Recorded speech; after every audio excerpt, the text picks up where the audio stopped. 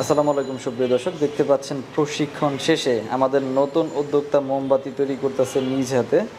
আপনারা দেখেন কিভাবে মোমবাতি তৈরি করে এবং আমাদের ডাইস দিয়ে কীরকম মোমবাতি তৈরি হয় এবং মোমবাতির ফিনিশিং হয় না। দোকানে কিনতে গেলে অনেক সময় দেখা যায় মোমবাতির গায়ে ফাটা ফাটা থাকে, বাঁকা তেরা থাকে, ওই রকম হবে।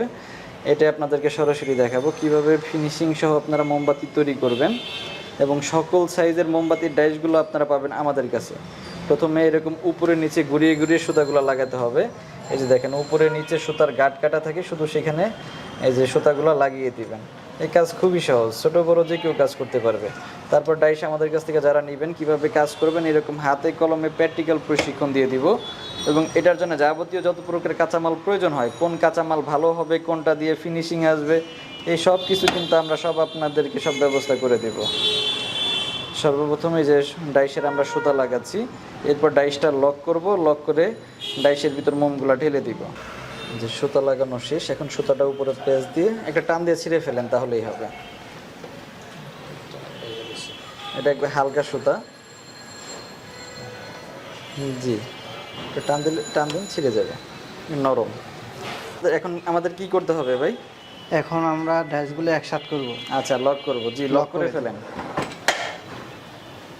লক করে মোমবাতির যে কেমিক্যালগুলো আছে ওগুলো ডাইসের ভিতর ঢেলে দিতে হবে।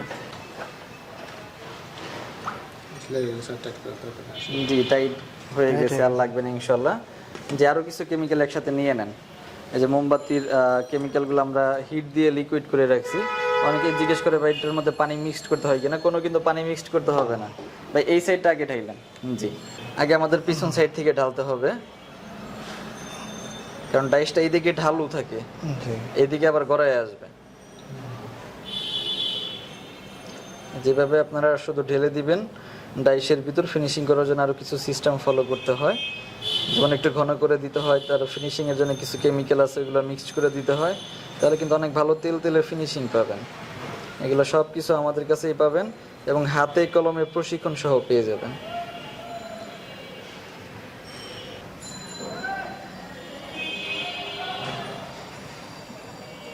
শুরুর দিকে দ্রুত ঢালেন, সমস্যা নাই, লাস্টে এসে একটু স্লো করবেন।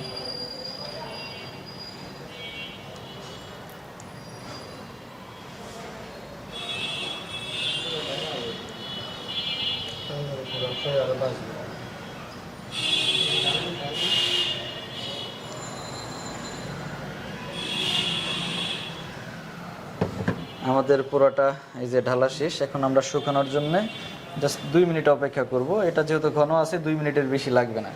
আপনি রানিংয়ের সুতা কেটে ফেলেন বা এটার জন্য কোনো অপেক্ষাই করতে হবে না। এরকম একটু ঘন করে ঢালতে হবে, তাহলে কিন্তু ফিনিশিং ভালো পাবেন। আর একবারে পাতলাটা ঢাললে ফিনিশিং একটু কম আসবে। সুতাগুলো জি একটু গোড়া থেকে কাটতে হবে।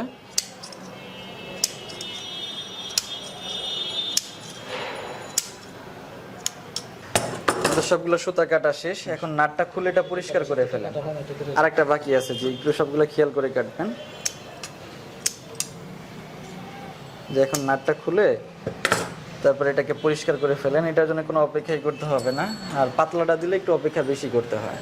এই যে ভাইয়া আরো 2টা সুতা কাটা বাকি আছে, এই দুটো কেটে ফেলেন। যে একটু ধারালো কেচি হলে সমস্যা হবে না।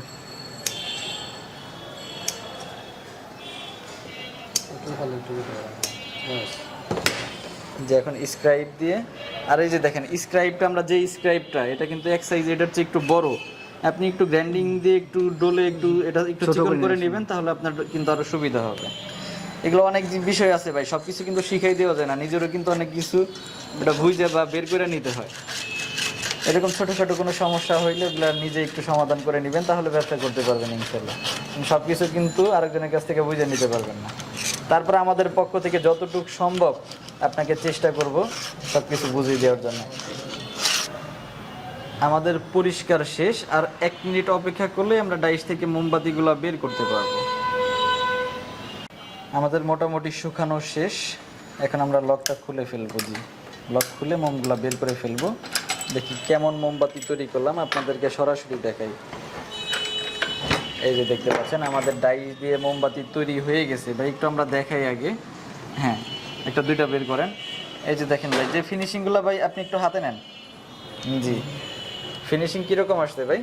আলহামদুলিল্লাহ অনেক সুন্দর আসছে, আচ্ছা দেখার মতন একটা মোমবাতি। আচ্ছা আচ্ছা, অনেক ডাইসের এই যে প্যাডের মধ্যে দেখবেন, আপনি তো মোমবাতি বিক্রি করেন, জি, অনেক এই সাইড দিয়ে গর্ত গর্ত গর্ত থাকে। থাকে, জি। আচ্ছা আচ্ছা, আমাদের মোমে এরকম আছে? না না না, কোনো গর্ত নাই, দেখতে একবারে ফিনিশিং, একবারে একবারে accurate ফিনিশিং, মাল। তেল তেলে ফিনিশিং যেটাকে জি, বলে। জি। আচ্ছা, ডাইসের গায়ে কোনো গর্ত নাই, স্পটও নাই। আচ্ছা, এরকম হলে ভাই বিক্রি করা যাবে?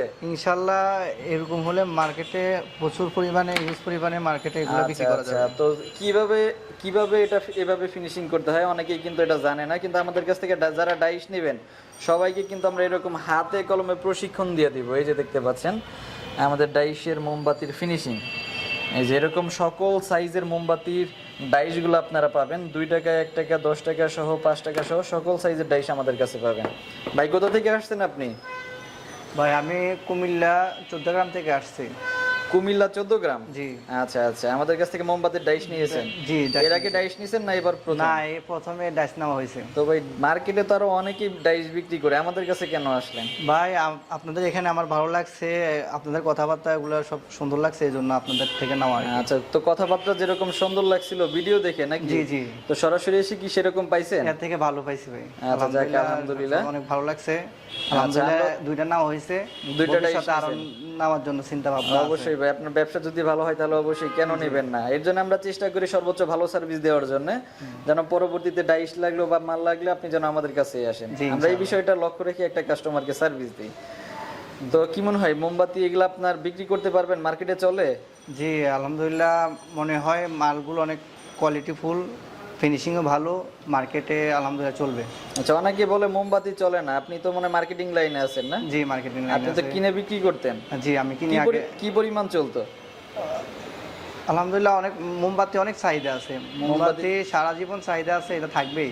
আচ্ছা আচ্ছা, অনেকে বলে মোমবাতি চলে না, কিন্তু যারা মার্কেটিং এ আছে একমাত্র তারাই কিন্তু তারে বুঝতে পারে আসলে এটার কি পরিমাণ চাহিদা আছে। আচ্ছা, আপনি যারা তো নতুন, অনেকে ভাবতে পারেন এই মোমবাতি কি চলে, কারেন্ট তো যায় না। আপনি 50টা দোকান ঘুরবেন ভাই, 50টা দোকান ঘুরে দেখবেন তারা প্রতি মাসে কি পরিমাণ মোমবাতি কিনে, তাহলেই তো আপনি বুঝতে পারবেন এই মোমবাতিটা চলে নাকি চলে না। আর যারা মার্কেটিং লাইনে আছেন তাদের তো ধারণাই আছে যে কি পরিমাণ চলে। যেমন ভাই আগে কিনে বিক্রি করতো, এখন আমাদের কাছ থেকে আসছে ডাইসটা কিনে নিজে বানাবে। ভাই কিনা বিক্রি করলে সুবিধা কি আর অসুবিধা কি? কিনে বিক্রি করলে আপনার দেখা গেছে আমি যদি 50 প্যাকেট মাল নিয়ে যাই, ওইখান থেকে দেখা গেছে 5 প্যাকেট 10 প্যাকেট নষ্ট হয়ে যায়, ড্যামেজ হয়ে যায়, ভেঙে যায়, পরিবহনের সময় ভাঙে বা দোকানদারের কাছে ভেঙে যায়। এই জন্য এগুলা পরিবর্তন করতে আনতে অনেক ঝামেলা হয়ে যায়, নিজের দোকানদার ভাই পরিবর্তন করে দিতেও দেয় না। আচ্ছা আচ্ছা, আর আপনি যখন নিজে বানাবেন, এই যে যখন নিজে বানাবেন এরকম মোম হাত থেকে পড়ে ভাঙুক, যে কোনো কারণে ভাঙুক, কোনো সমস্যা নেই, এটারে গালাবেন আবার মোমবাতি হয়ে যাবে। এটাই হচ্ছে সবচেয়ে বড় সুবিধা। আপনি ঢাকা থেকে নিলে আপনার ক্যারিং খরচ, যেমন রিপেয়ার করার ক্যারিং খরচ বা দোকানদাররা দিতেও চায় না। আর আপনি যখন নিজে বানাবেন, একটা দোকানদারকে যখন মালগুলা দিবেন, গ্যারান্টিতে বিক্রি করবেন ভাই, যে কারণে ভাঙুক, ইচ্ছে করে ভাঙুক, কোনো ইচ্ছে করে ভাঙুক, আপনি ডাইস মোম ভাঙা গেলে ওটা সাথে সাথে ফেরত পাবেন, গ্যারান্টি দিয়ে দিবেন, দেখবেন দোকানদার আগ্রহ করে মাল নেবে। জি, দোকানদারের কাছে যদি আমি বলি যে ভাই আমার মালগুলো আজকে যদি নিয়ে যাইতেছেন, যদি আগামীকাল এখন ভেঙে যায়, আমারে বুঝা দেন, আমি আপনার টাকা দিয়ে দিতেছি। হ্যাঁ, আপনাকে নতুন আগে ভাঙা মালটা ফেরত দিব, পরে নতুন মাল আপনার কাছ থেকে অর্ডার নিব, এরকম কনফিডেন্সের সাথে বলে বিক্রি করবেন, দেখবেন আপনার মালটা দোকানদার ওইভাবে কনফিডেন্সের সাথেই নেবে। জি আচ্ছা, তো আপনারা যারা মোমবাতি তৈরির ব্যবসা করতে যাচ্ছেন আমাদের সাথে যোগাযোগ করবেন। আমাদের কাছ থেকে যারা ডাইস নেবেন এরকম প্র্যাকটিক্যাল প্রশিক্ষণ পেয়ে যাবেন, কাঁচামালের সব ব্যবস্থা আমরা করে দিব। ভিডিওর স্ক্রিনে দেওয়া নাম্বারে যোগাযোগ করে আমাদের কাছ থেকে ডাইসগুলো নিতে পারবেন।